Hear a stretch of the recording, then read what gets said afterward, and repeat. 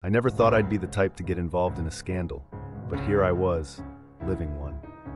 It all began innocently enough, a friendly wave, a smile exchanged across the hallway. My neighbor was alluring, with a charisma that was impossible to ignore.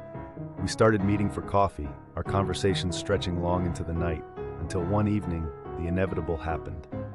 Our chemistry was undeniable, and we succumbed to it. Every encounter was electrifying, a secret that was thrilling to keep. But secrets have a way of unraveling, especially ones that burn this brightly. One night, as we lay tangled in sheets, she mentioned her husband was always busy with work, traveling often. I didn't pry. It was easier to pretend he didn't exist. But the guilt began to chip away at me, a nagging reminder of my betrayal. I was betraying more than just a vow.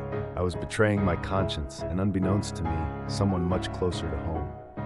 Still, I pushed it all aside, intoxicated by the passion of our stolen moments, until the day the world came crashing down around me. I was at work, sitting across from my partner, a seasoned detective I'd spent years trusting with my life.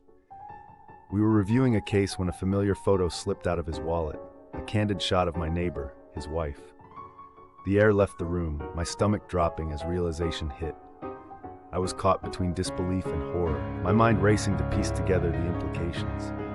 Here was my partner, my confidant, the man I relied on in life and death situations, and I'd been sleeping with his wife.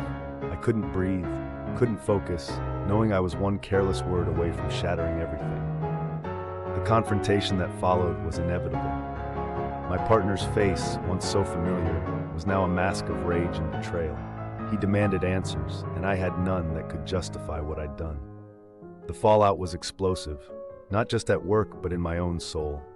I was forced to confront the dark parts of myself, the parts that led me to this mess.